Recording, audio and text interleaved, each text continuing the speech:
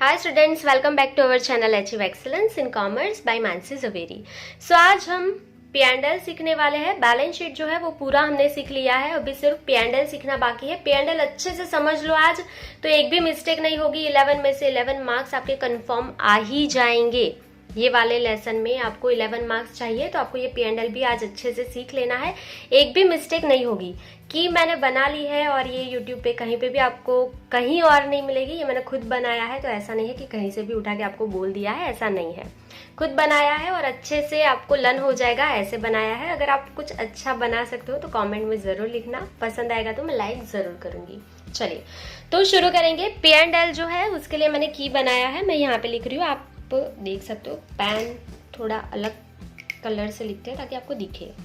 चलिए सो यहाँ पे मैं लिख रही हूँ ROTE, तो ये हमारी की है। रोते रोते पूजा, तो मैं यहाँ पे P लिख रही हूँ। तो हमारा की क्या है कि रोते रोते पूजा ने बोला, तो पूजा जो है वो छोटी सी बच्ची है, वो स्टैंडर्ड फर्स्ट में पढ़ती है, ऐसा मैंने एज्यूम किया है। तो देखो, रोते रोते पूजा ने क्या बोला, कैट डॉग एलिफेंट फिश दो। उसके ना कैट डॉग एलिफेंट और फिश वो छोटे छोटे आते हैं ना खिलौने, वो उसकी मम्मी ने ले लिए। तो क्या बोला उसने, cat dog elephant and fish दो, तो पानी पी के पढ़ूंगी। पूजा क्या बोल रही है, रोते रोते पूजा ने क्या बोला, कैट डॉग एलिफेंट फिश दो, तो पानी पी के पढ़ूंगी। तो ये हमारी की है। बहुत पता है मुझे थोड़ी फनी है, पर अच्छी है, लर्न हो जाएगा आपको। पूरा पी एंड एल इसी से लर्न हो जाएगा। अभी सिंपल है, तो की का यूज कैसे करना है वो सीख लेंगे।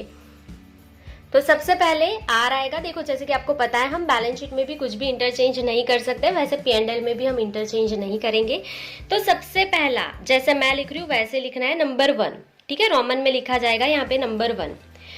सबसे पहले आर है। तो देखो मैंने पहले भी आपको सिखाया था कि कंपनीज फाइनल अकाउंट में P and L and trading combine बनता है। ठीक है, ट्रेडिंग में जो भी डिटेल्स आती है वो पी एंड एल में आ जाएगी। सो आर जो हमारा है वो रेवेन्यू फ्रॉम ऑपरेशन, मतलब सेल्स। हमारा जो मेन एक्टिविटी होता है ना वो सेल का होता है। So revenue from sale, revenue from operations मतलब सेल्स। तो हमें जो मेन इनकम होती है वो सेल की ही होती है। सो सबसे पहले हमें सेल लिखना है। सो यहाँ पे हम लिख लेंगे उसका जो भी अमाउंट आएगा वो। इसका नोट नंबर होता है 1। अगर आप सब में नहीं भी लिखोगे नोट नंबर तो चलेगा, पर ये पहले नंबर पे ही होना चाहिए। उसके बाद आपको रोमन में लिखना है 2। यहाँ पे लिखा है O, तो O में क्या है, यहाँ पे अदर इनकम। तो इसके अलावा हमें जो भी इनकम हुई है वो हमें स्टेप नंबर 2 में लिख देना है यहाँ पे।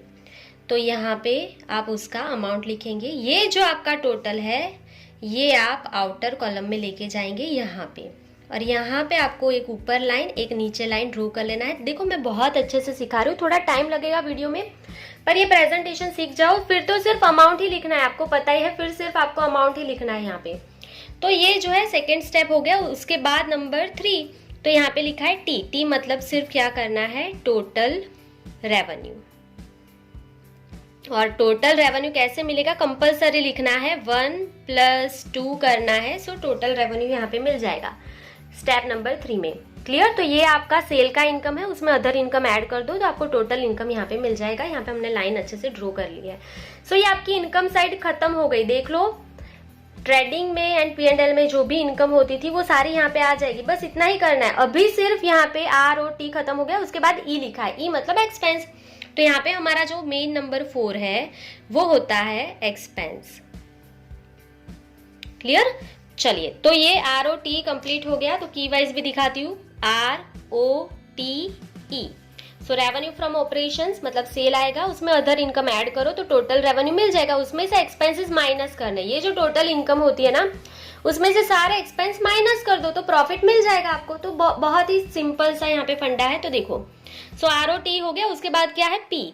तो P से आपको यहाँ पे लिखना है परचेज, P से परचेज। पर यहाँ पे ना एक चीज लर्न रखना है, जब भी हम सम कैलकुलेट करेंगे ना तो परचेज पहले से नहीं लिखेंगे। जब भी आप पी एंड एल यहाँ पे बनाएंगे सम में तो परचेज पहले से नहीं लिखेंगे। यहाँ पे आपको एक जगह छोड़ देना है, क्योंकि परचेज के जगह पे कभी कभी जो है आपको कॉस्ट ऑफ मटेरियल कंज्यूम दिया होगा, दोनों में से कोई एक ही होगा। अगर कॉस्ट ऑफ मटेरियल कंज्यूम है तो परचेज नहीं होगा, और अगर परचेज है तो कॉस्ट ऑफ मटेरियल कंज्यूम नहीं होगा। सो परचेज के जगह पे सम में कॉस्ट ऑफ मटेरियल कंज्यूम होगा। तो ये हम ना पहले से नहीं लिखेंगे सम में, ये एक लाइन छोड़ देना है सम कैलकुलेट करते वक्त। एक्सपेंस में यहाँ पे पी का परचेज नहीं लिखोगे, दोनों में से जो होगा वो लिखना है। क्लियर? चलिए, तो ये हो गया पी। उसके बाद C D E F D O, ये आपके सारे एक्सपेंसेस के हेडिंग है, ये पी हो गया। उसके बाद C D E F D O, ये सारे आपके एक्सपेंसेस है। ठीक है, तो यहाँ पे सबसे पहले आप देख रहे हो सी है, तो सी आपका क्या होता है? Changes in stock. तो यहाँ पे हम लिख रहे हैं चेंजेस इन स्टॉक। क्लियर? तो उसमें ओपनिंग माइनस क्लोजिंग करना होगा, वो भी मैं इसके बाद आपको दिखा दूंगी कि कौन से हेडिंग में क्या क्या आएगा, वो सारा दिखा दूंगी। तो यहाँ पे नोट नंबर 1 सेल का है, अदर इनकम का नोट नंबर 2 है, फिर आपका जो परचेज आएगा उसका नोट नंबर 3 होगा, चेंजेस इन स्टॉक जो है उसका नंबर 4 होगा। ठीक है, चलिए डी से आएंगे आपके डायरेक्ट एक्सपेंसेस, देन ई से employee benefit expense, employee benefit expenses, then F से फाइनेंस कॉस्ट, डी से depreciation and amortisation,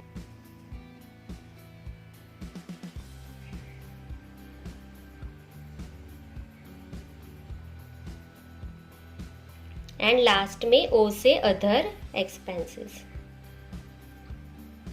clear?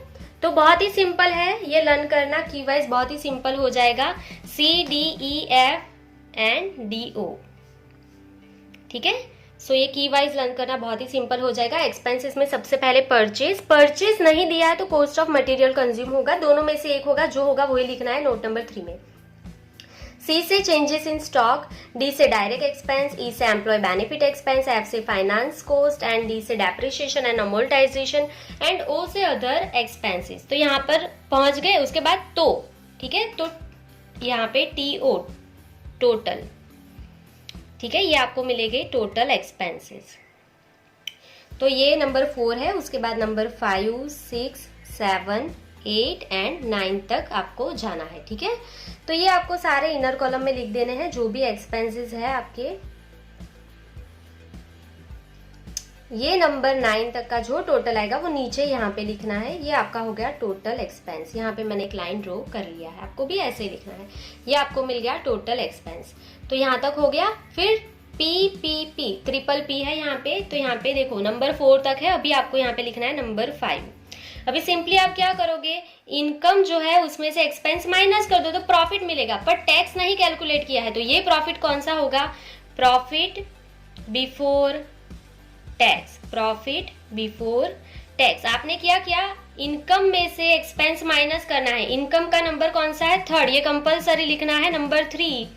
Minus किया टोटल एक्सपेंस, और टोटल एक्सपेंस का नंबर यहाँ पे देखो कौन सा है, 4। एक्सपेंस इसका नंबर कौन सा है, 4।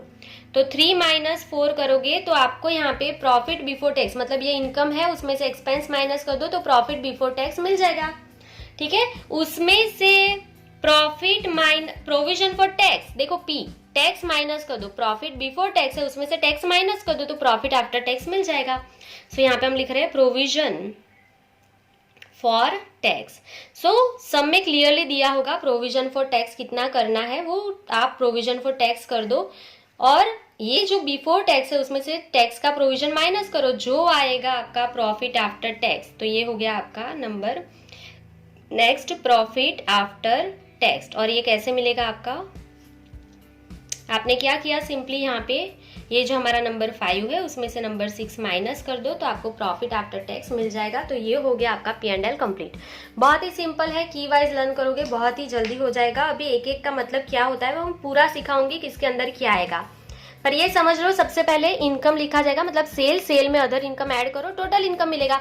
उसमें से सारे एक्सपेंसेस जो है वो माइनस कर दो, इनकम में से एक्सपेंस माइनस करो तो प्रॉफिट बिफोर टैक्स मिल जाएगा। उसमें से प्रोविजन फॉर टैक्स माइनस कर दो, जो आएगा वो प्रॉफिट आफ्टर टैक्स। जो माइनस करने के बाद आएगा वो प्रॉफिट आफ्टर टैक्स, हमें यही चाहिए। ठीक है, तो ये आपको मिल गया, तो आपका यहाँ पे P&L कंप्लीट हो गया है विदाउट एनी मिस्टेक। चलिए, सो की आपको अच्छे से लर्न हो गई होगी, एक भी यहाँ पे मतलब मिस्टेक मत करना। मोस्टली P&L में कुछ एक आध चीजें नहीं भी दी हुई होगी तो टेक्स्ट बुक में स्किप कर दिया होगा, पर हम कभी भी स्किप नहीं करेंगे, हम पूरा ही लिख देंगे। जहां पे भी अमाउंट नहीं होगी वहां पे हम डैश कर देंगे तो जल्दी सम होता है। क्लियर? चलिए, सो अभी नेक्स्ट पेज पे जाएंगे, मैं सिखा दूंगी किसके अंदर क्या आएगा। तो नोट नंबर यहाँ पे मैंने 9 तक लिख लिया है, तो 9 नोट नंबर में कौन से में क्या आएगा वो सीख लेंगे। चलिए, तो सबसे पहले हमारा नोट नंबर 1 जो है वो क्या है, revenue from operations. Revenue from operations, तो वहां पे मैंने ब्रैकेट में लिख ही दिया था कि आपको वहां पे सेल आएगा, पर सेल कौन सा लेना है, सेल्स दिया है उसमें से अगर सेल्स रिटर्न दिया है तो वो माइनस करके लिख देना। ठीक है, sales minus sales return, revenue from operation. Sale दिया होगा, देखो मोस्टली सम में सेल्स रिटर्न नहीं होगा, ये 11 मार्क्स का सम है। ठीक है, तो बहुत ज्यादा चीजें नहीं दी हुई होगी, पर अगर सेल्स रिटर्न दिया है तो माइनस करके आप लिख देना, तो ये आपका आंसर, दैट्स इट। तो ये पहला नंबर हो गया, सेल्स माइनस सेल्स रिटर्न करना है, खत्म, बस और कुछ करना ही नहीं है। क्लियर? चलिए, सेकेंड नंबर हमारा था अदर इनकम, सो यहाँ पे हम लिख लेंगे अदर इनकम। सो यहाँ पे देखो आपको कुछ भी मिला, रिसीव्ड एनीथिंग, ठीक है, तो ये आपको अदर इनकम में छाप देना है। और इनकम बहुत सारी होगी, जो मैं लिख रही हूँ वो ही नहीं होगा, बहुत सारी होगी, उसमें से जो मेन इनकम है वो हम लिख रहे हैं यहाँ पे बैड डेब्ट्स रिकवर। जैसे कि आपको बैड डेब्ट्स का पैसा रिटर्न मिला, तो ये बैड डेब्ट्स रिकवर आपका इनकम हो गई। ठीक है, और उसके बाद है profit on sale of asset, profit on sale of asset, आपने कुछ भी सेल किया और प्रॉफिट हुआ तो वो हमारी अदर इनकम है, क्योंकि हमारा मेन बिजनेस सेल करके प्रॉफिट करना नहीं है एसेट का। ठीक है, उसके बाद इनकम फ्रॉम स्क्रैप्ड, मतलब आपने जो बोलते हैं ना स्क्रैप को सेल किया और उसका इनकम हुआ, तो वो भी यहाँ पे आएगा। फिर इंटरेस्ट मिला, कमीशन मिला, कुछ भी। ठीक है, डिविडेंड मिला, interest received, dividend received, commission received, etcetera. ठीक है, तो ये कुछ भी आपको मिला है तो ये आपकी इनकम हो जाएगी और वो अदर इनकम में आपको लिख देना है। ये सारे में से कोई एक ही आएगी। तो देखो, सेल का इनकम, उसमें ये कोई भी एक इनकम होगी, वो ऐड कर दो तो आपका पहला स्टेप कंप्लीट हो गया। ये दोनों का टोटल कर लेना, सो टोटल रेवेन्यू मिल जाएगा। क्लियर? चलो, अभी आपको एक्सपेंस में सबसे पहला था हमारा परचेज। ठीक है, नंबर जो हमारा था थर्ड, नोट नंबर 3 जो है हमारा वो क्या है, परचेज। और परचेज नहीं दिया होगा तो आपको क्या दिया होगा, कॉस्ट ऑफ मटेरियल कंज्यूम। ये दोनों में से कोई एक होगा नंबर 3 पे। ठीक है, चलो, ये टेक्स्ट बुक में नहीं दिखाया है कॉस्ट ऑफ मटेरियल कंज्यूम, ये डायरेक्टली सम में दिया है, मैं यहीं पे लिख रही हूँ ताकि आपका मिस्टेक ना हो। सो परचेज या कॉस्ट ऑफ मटेरियल कंज्यूम है तो वो तो डायरेक्ट ही लिखना है, पर अगर परचेज दिया है तो परचेज कैसे करेंगे आप, तो परचेज माइनस परचेज रिटर्न। अगर परचेज रिटर्न है तो करना है, अगर नहीं है तो कुछ नहीं, बात नहीं, डायरेक्ट ही लिख लेंगे आउटर कॉलम में। सो परचेज माइनस परचेज रिटर्न, इतना कर दो तो ये आपका हो गया नंबर 3, दैट्स इट। अगर कॉस्ट ऑफ मटेरियल कंज्यूम दिया है तो आउटर कॉलम में डायरेक्टली लिख लेना। ठीक है, फर्स्ट इनर कॉलम में, तो ये हो जाएगा आपका नंबर 3। उसके बाद नंबर 4 है हमारा चेंजेस इन स्टॉक, तो ये मैं पहले ही आपको बोल चुकी हूँ। नंबर 4 चेंजेस इन स्टॉक, सो ये आपको पता ही है, ओपनिंग माइनस क्लोजिंग करना है सिंपली, दैट्स इट। तो देखो, क्लोजिंग जो हमारा स्टॉक होता है ना, क्लोजिंग स्टॉक, उसकी 2 एंट्री आती है, एक यहाँ पे आएगी चेंजेस इन स्टॉक में, ओपनिंग में से माइनस होगा, और दूसरी बैलेंस शीट में इन्वेंटरीज में आती है। एडजस्टमेंट सिखा रही हूँ अभी से, क्या करना है, तो एक एंट्री क्लोजिंग स्टॉक की चेंजेस इन स्टॉक में आएगी अगर एडजस्टमेंट है तो, और दूसरी एंट्री कहाँ पे आएगी, बैलेंस शीट में इन्वेंटरीज में आएगी, जो हम सीख चुके हैं। तो चेंजेस इन स्टॉक में क्या करना है, opening stock minus closing stock, जो आंसर आएगा आप लिख लोगे फर्स्ट इनर कॉलम में। तो ये हो गया नंबर 4 कंप्लीट।